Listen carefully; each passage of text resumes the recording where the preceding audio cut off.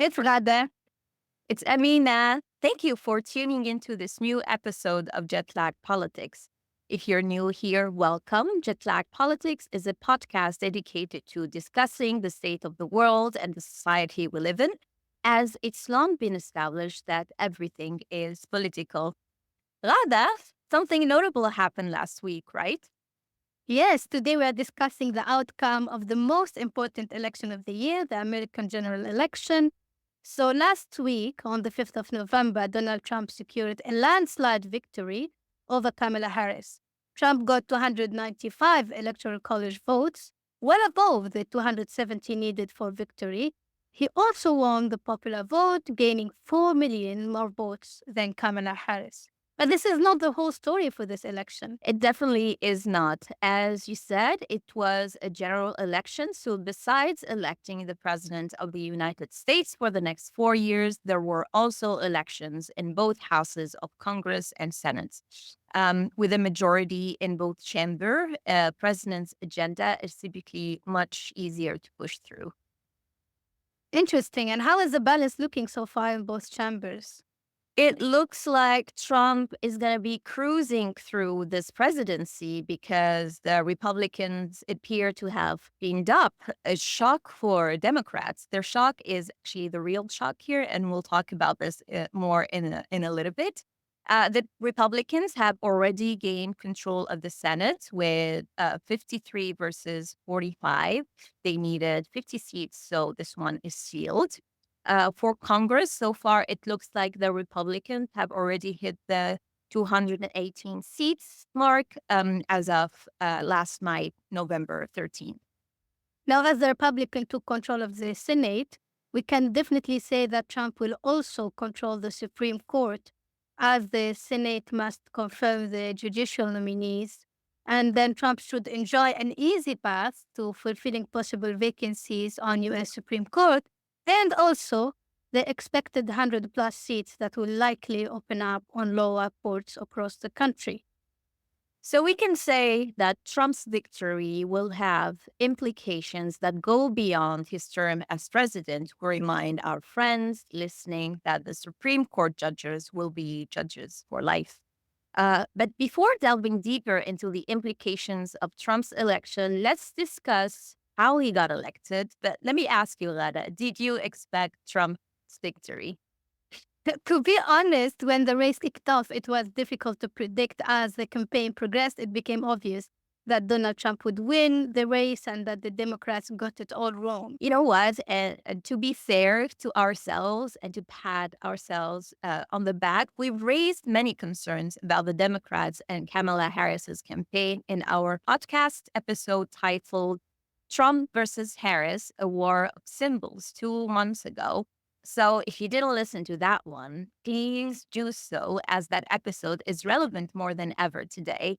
And just to sum it up, we've already discussed the risk associated with Kamala's campaign based on identity politics, the impact of the ongoing genocide in Gaza and the war in Ukraine, the inflation and soaring interest rates despite a relatively stabilized economy, and the circumstances of candidacy versus Trump's assassination attempts.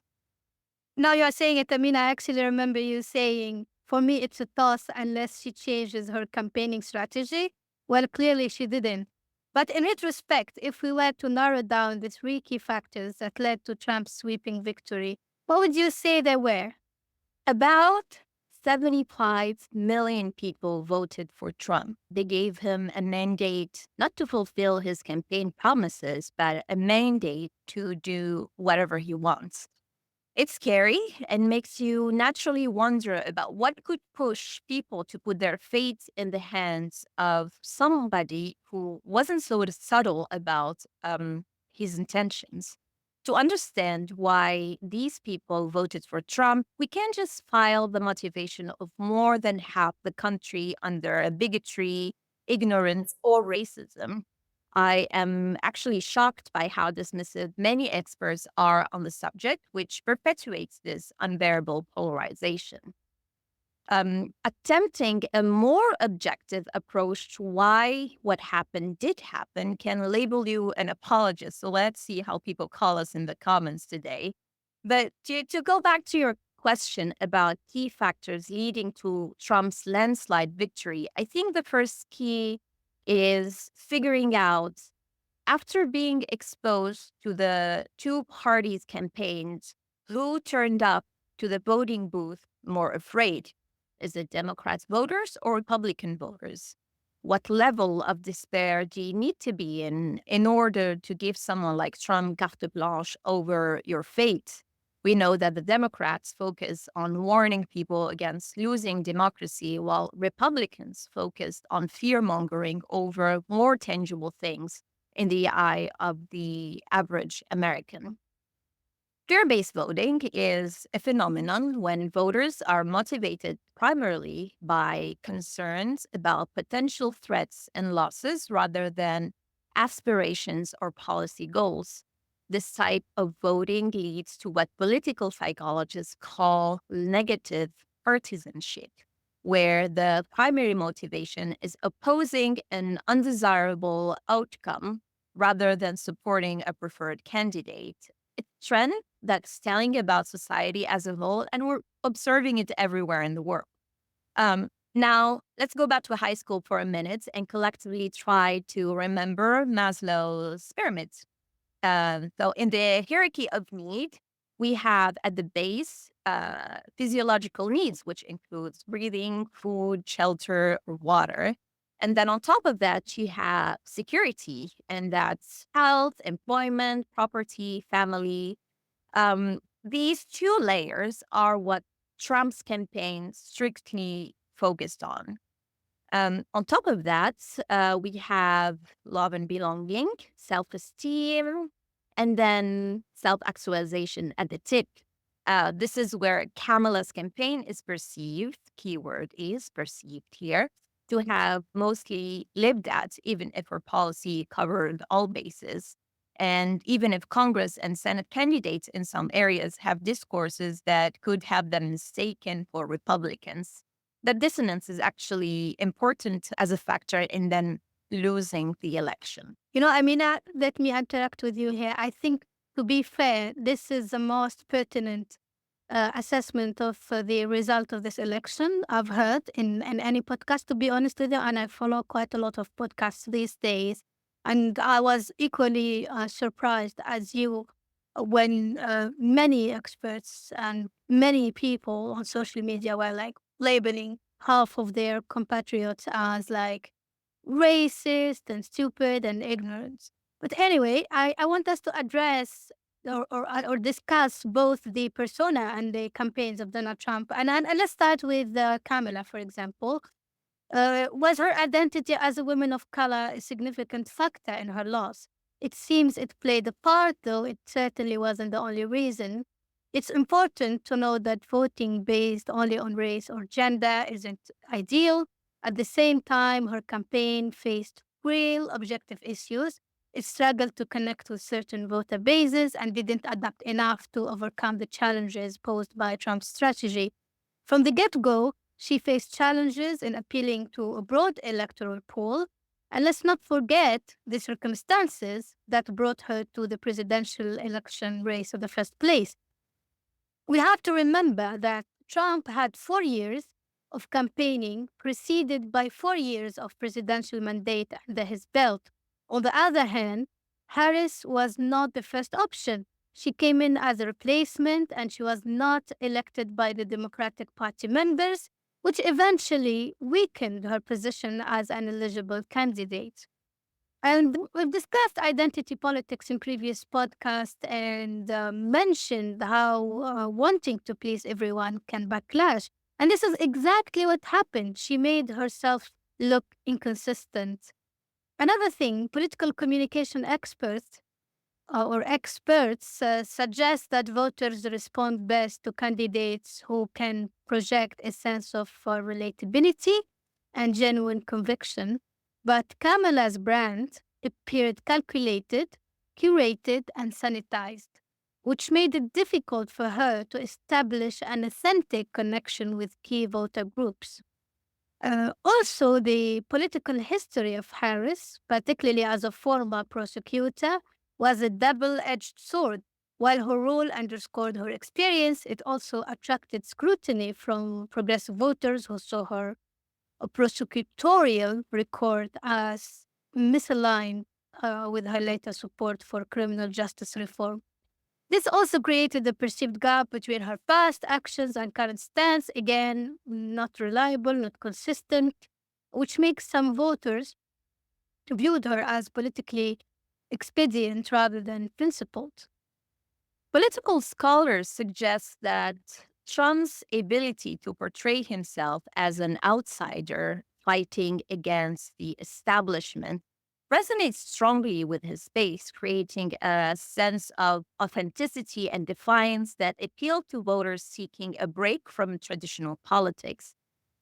According to some scholars, fear based appeals like Trump's often activate voters' surveillance mode, increasing their receptivity to messages promising security and resistance to change, cultural change, that is. Also, Trump's straightforward messages, his tell it like it is shtick, often reinforced with direct language and repeated catchphrases, arguably made his position more memorable and persuasive for undecided or less engaged voters. I mean, by simply assessing the two personas, I can see where Kamala's was falling short. I think we don't need to talk about the campaigns, but let's discuss the campaigns anyway. So, Harris's campaign focused on traditional democratic values, emphasizing unity, social justice, and progressiveness. She attempts to appeal to a broad coalition of voters, including minority groups and progressive Democrats, often addressing issues related to systemic inequality and racial injustice. However, some critics argue that Harris's message lacked a singular resonant theme or vision, making it challenging for certain voters to connect emotionally with her campaign.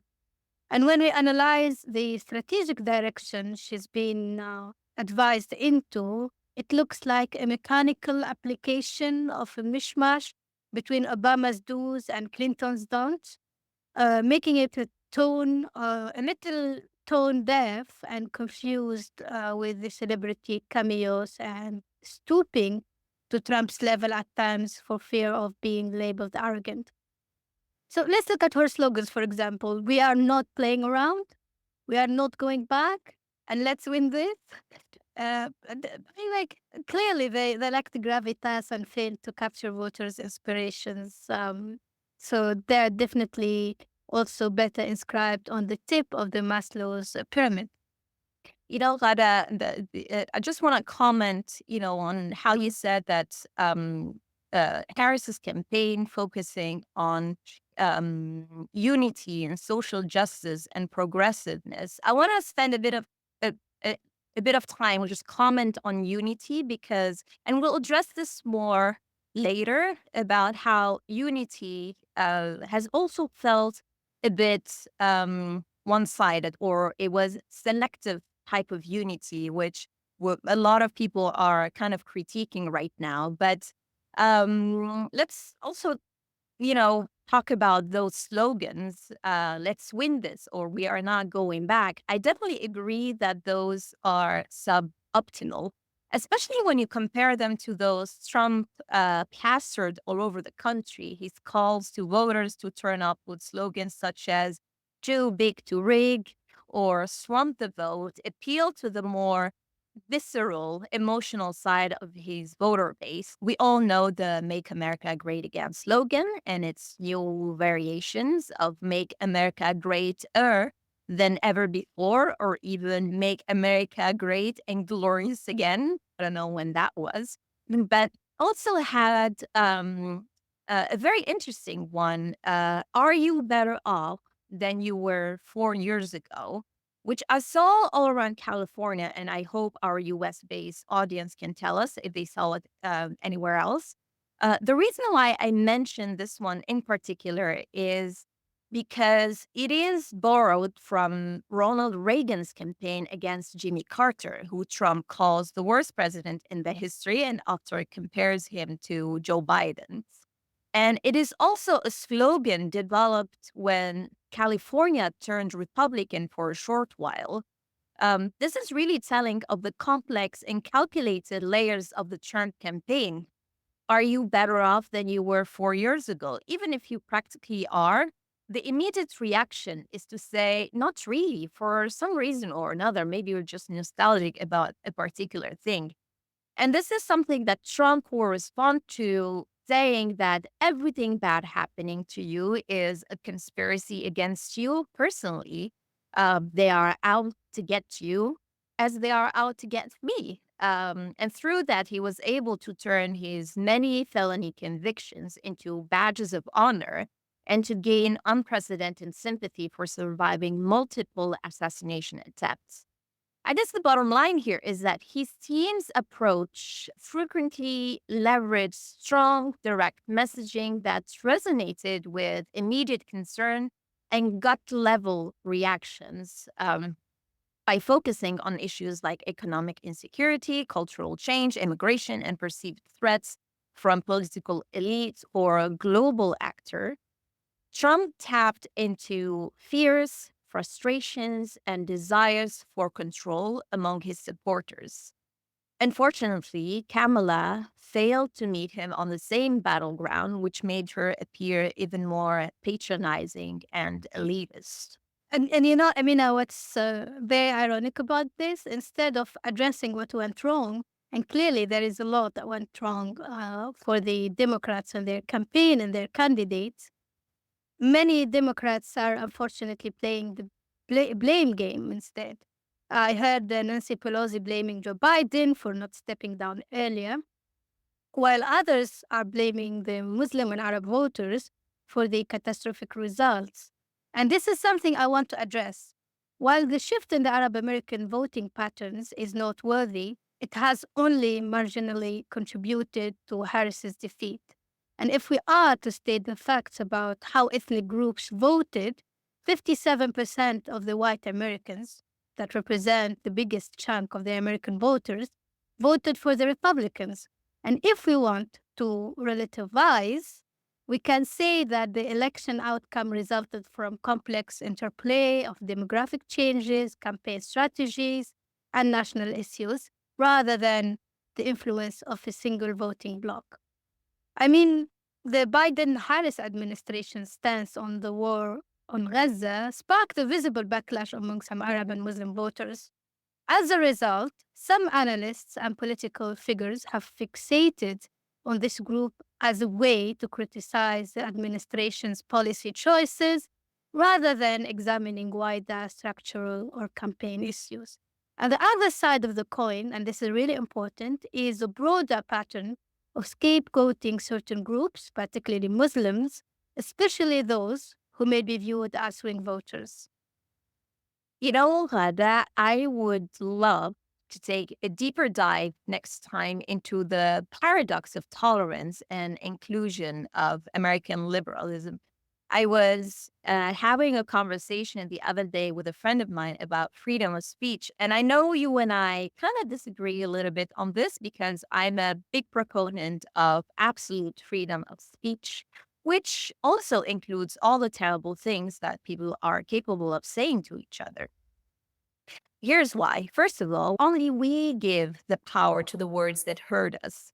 And second, as an Arab woman, my rationale is that policing speech doesn't really change how people really feel about me on the inside. So if I take away their word, it would give me a false sense of security while they find other ways more insidious to hurt me. Being silent about a genocide, for example, or shaming the very, very, very few Arab voters for not voting for Kamala has the same effect as cheering on the genocide. At the end of the day, it really is just about the results as we live them. So I prefer it if people hate me to my face So I can better organize and take action before it becomes systemic, or at least so I don't participate in the system that's built on thinly disguised hate for what I represent. Well, I see what you mean. I mean, the politically correct can often be more gaslighting than the politically incorrect. Speaking of that, some people are talking about coalescence, and what they mean by that is to strategically align with people on the right to ensure that the Democrats win the next election. The reasoning behind the strategy is that the moderates are more likely to vote for the Democrats than the far left who have abandoned the party during this election, and therefore the Democrats should abandon them. The downside to this strategy, which I agree could be effective for the next election and one that the Democrats would struggle to navigate because people have eyes, is that we'd end up with both major American political parties positioned on the right of the political spectrum. This could really narrow the range of policies and alienate progressive voters even further.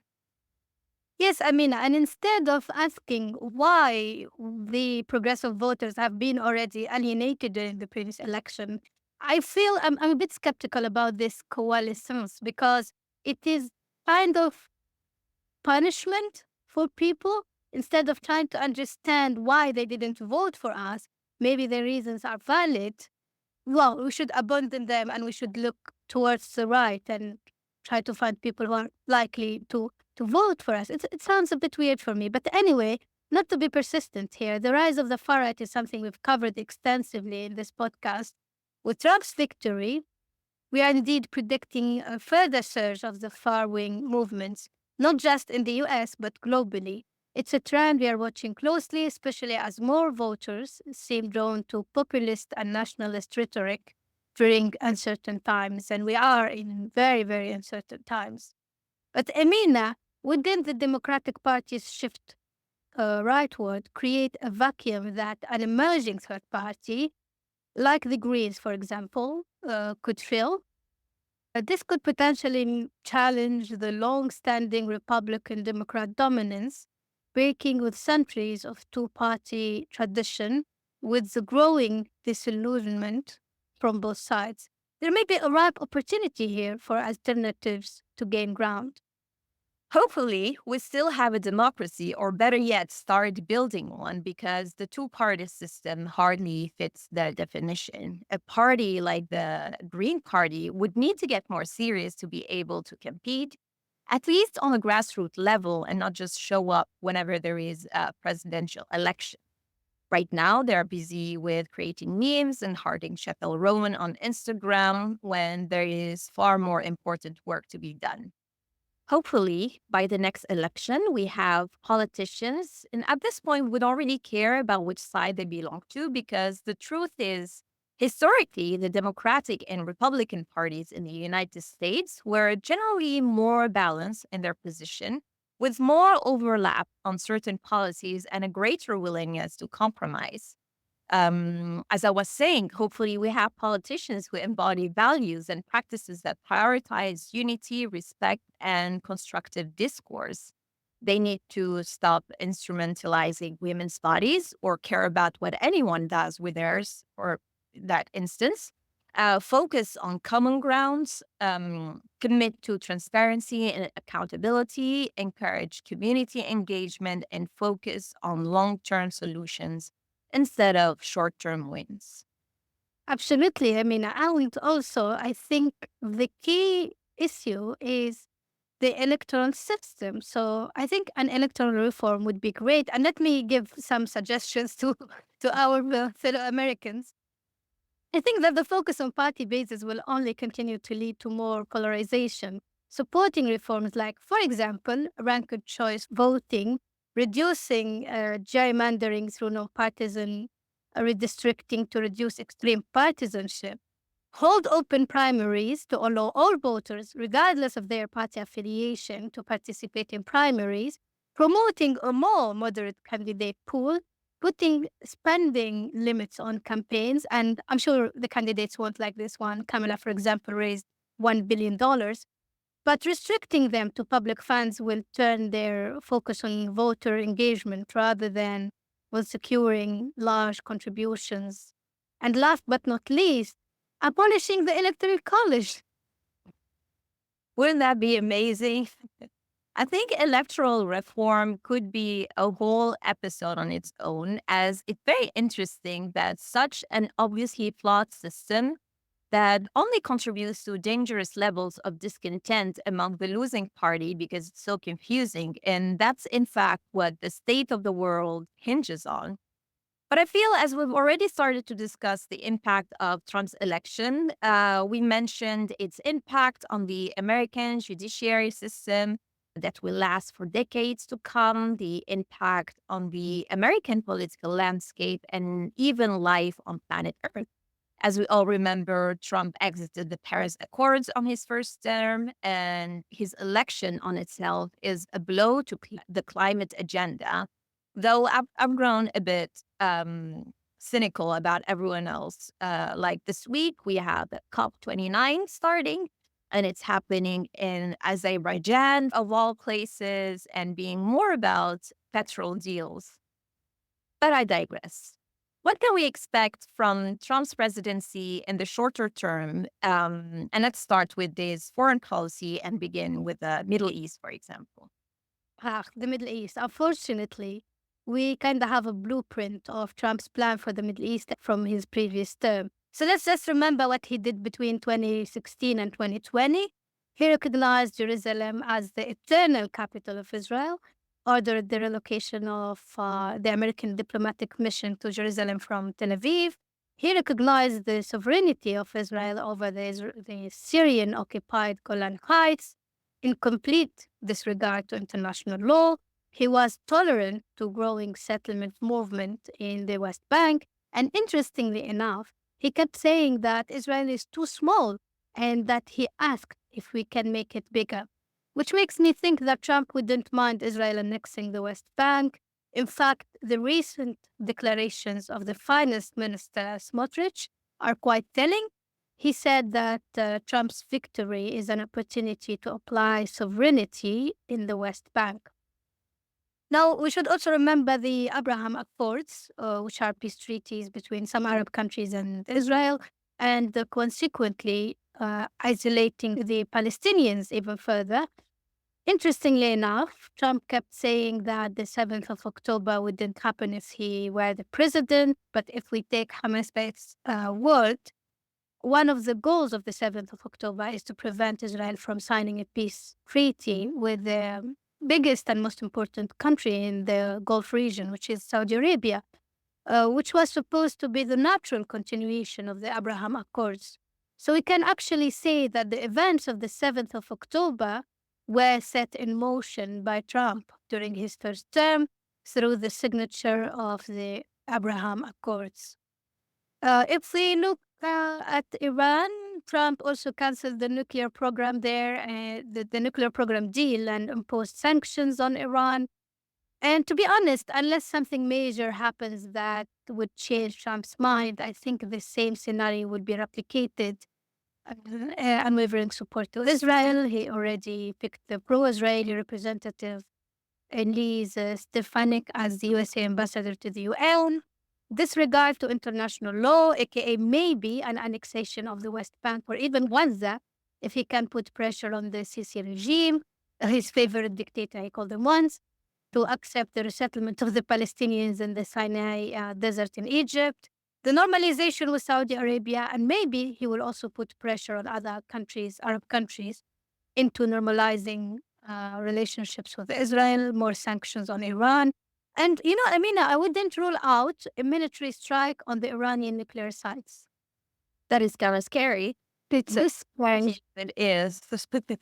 But aside from the Middle East, Trump promised to end the Russia-Ukraine war, as well as reducing military aid to Ukraine. This rationale is that this is Europe's problem. And for Europe, we've known from his first term that he questions NATO's mission and purpose, again, classifying it as the sole concern of Europe and thus not wanting to fund it. He's also been advocating for a 10% blanket tariff on all imports, which is bound to significantly impact trade between Europe and the United States. And then we have to talk about China and Trump's vow to reduce its global influence through a 4-year plan to phase out imports and reduce economic dependence. All of this is well in line with his America First stance, and we should expect a similar approach for all other matters pertaining to foreign policy. Amina, we are trying to analyze based on what Trump said he would do and how his previous term looked like, which is completely normal to analyze based on patterns and previous experience. But with Trump, I feel nothing is certain. If anything, the only certainty here is Trump's unpredictability. In any case, we will continue to follow what's going on in America and the world closely. In the meantime, I hope you enjoyed this episode as much as we did. Please don't forget to subscribe, like, and share. If you are watching us on YouTube, tell us what you think in the comments section. And join us next time as we continue to explore the complex world of jet lag politics. Thanks for listening to Jetlag Politics on all the platforms where you usually listen to podcasts. Our next episode is in a couple of weeks. Let us know what you'd like to listen to us discuss. And until then, please take care. Thank you, Ghada. Thank you, Amina. Bye.